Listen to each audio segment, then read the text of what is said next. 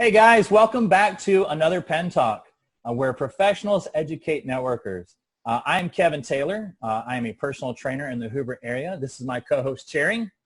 Hi, I'm Cherry Howell with Providence Chiropractic in Huntsville, Alabama. And we have Billy Hammock and Leigh Cella. They are here as our experts. Billy, if you will, go ahead and introduce yourself. I'm Billy Hammock. I own Creative Jewelers in historic downtown Florence. I've had that store for 33 years. And Leigh. My name is Leigh Cella, and I am one of the co-owners of Bishop's Flowers here in 5 Points in Huntsville, Alabama. Awesome, and we are so glad to have y'all here. So we're going to go ahead and get started with our questions. Cherry, you're going to lead us off. Okay, Miss Leigh. How does a bride or event planner decide to pick a florist, or what are some things to look for when choosing? So the best option that I say is that you have to create that relationship with your bride, with the bride's mom, whomever you're talking to. It's almost like being in your BNI group where you're building that relationship. You have to build that relationship to build the trust that you're going to make that wedding vision of hers come true. So everybody that sits across from me, I get to know them. I let them know a little bit personally about me, about how my start was, how my wedding was, and then that kind of lets the conversation flow. So you have to, and I just emphasize it, build that trust and build on that relationship. Awesome. Thank you very much. All right, Billy. Why Creative Jewelers? No one says he went to Billy's.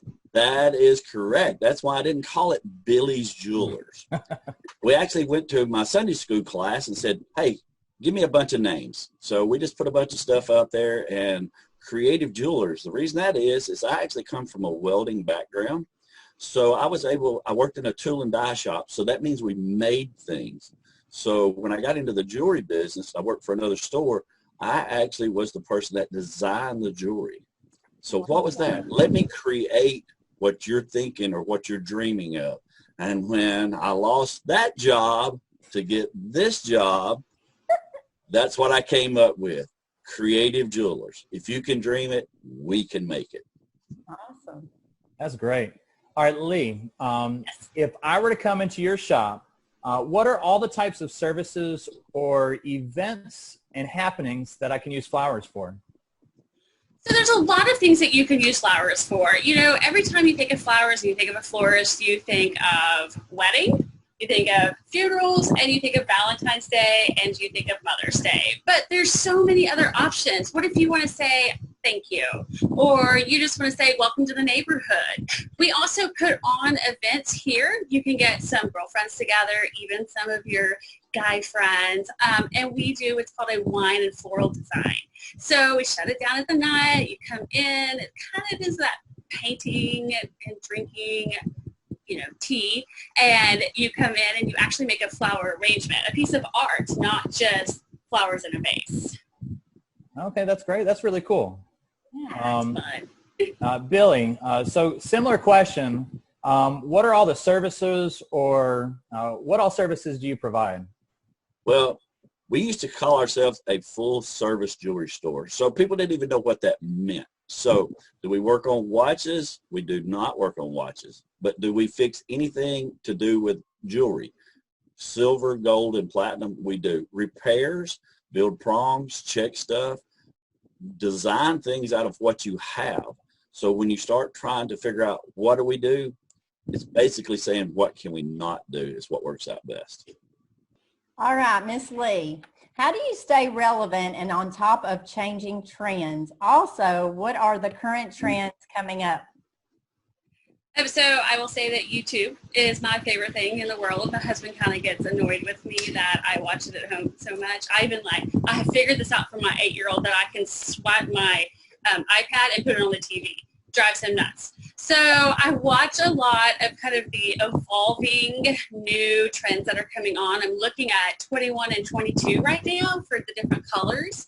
And we're also seeing a big push towards the micro weddings. With the ever-evolving changes right now in our world, brides want to get married. And we're doing the micro weddings so that they still have that special memory and that special day, because everybody you know, when they dream of their wedding, at the end of the day are Mr. and Mrs. So why do you just want to go and say something to each other, but go ahead and have that intimate wedding with one another and still have that memory?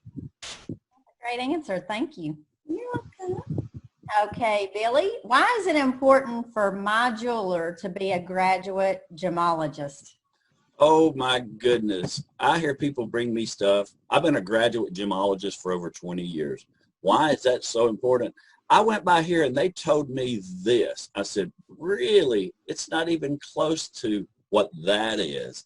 And when we do appraisals, they say, well, this is what they told me. I said, well, I can't help what they told you. This is the measurements we do. That's why we do appraisals from being that. A graduate gemologist, that's what we do, is we study stones to find out what you've got to where you're not getting like an appraisal for more than what it should be or something that you don't have. We actually had a lady that came in, told us the ring was fake. Like, okay, well, that's really good. Who told you that? Well, this pawn shop did. Nothing against the pawn shop. She had a $7,000 ring that she was told was fake. Oh my. Why do you need a graduate gemologist? I got another crazy story. Brooches. Nobody wears brooches anymore. And that's what I always tell everybody. Let me look at it before you do anything with it. So this lady was letting her 4-year-old granddaughter play with her brooch. It had 7 1-carat super high-grade diamonds in it. About a $40,000 piece that she thought was fake. Why do you need a graduate gemologist? That'll answer that. That's 40,000 reasons why, right? That's exactly why. Wow. Okay, Leigh, Bishop's Flowers is known for creating floral art. Why do you feel that that is important for your industry? So, you know, with the internet today, everything is click and buy, click and buy, click and buy. So the one thing at Bishop's Flowers that you're going to get is an arrangement that's not like anybody else's. The designer actually puts their personal touch into that, and that way they're thinking of the person who's actually going to receive it. Today, I received a call from a very sweet girl, and her friend's father died years ago, and he always called her his daisy girl. And she said, I just want to get an arrangement of daisies. I know they're not expensive. I know they're nothing at this. I don't care what you do with it.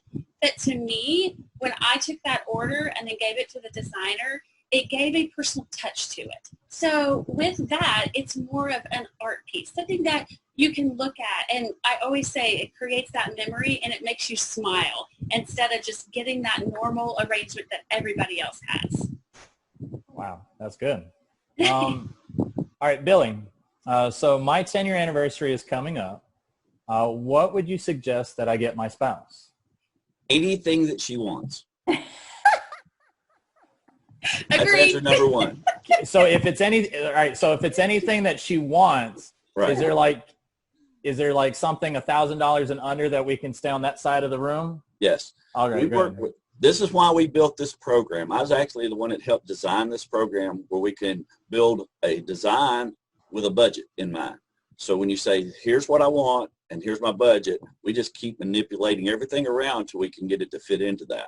But see, like on a 10th anniversary, a lot of times this is when you've gotten going. Usually a lot of people got engaged and they really didn't have very much. This is that anniversary to say, I'm getting her that ring I was wanting to get her back then, but I only had $50 to get engaged with.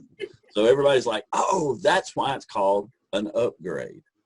So we'll take her stone that she's got now and we'll put it into a design, and that'll have a whole new ring for her 10th anniversary and make you look great, Kevin. Thank you, Anna. I really appreciate that. All right, Miss Leigh, if you could be the florist for one celebrity wedding, who would it be and what would that look like?